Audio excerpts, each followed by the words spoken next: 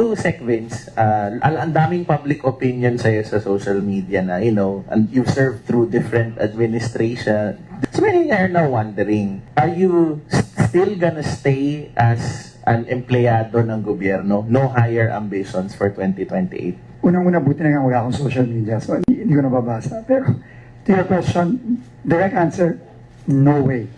I will stay here, and in fact, I'm already very much looking forward to 2.5 years from now when hopefully I will be back in the private sector. So that is my plan. So there is no Paano sir, kawawa naman yung tawagin ka in ng next administration? kawawa naman kayo sa akin.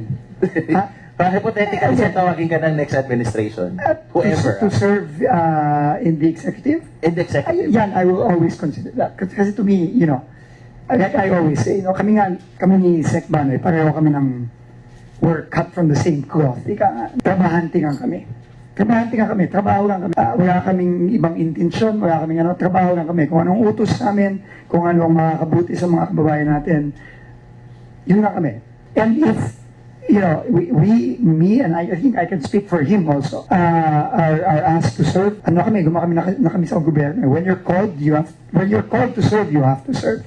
Pero as for the other question, no way.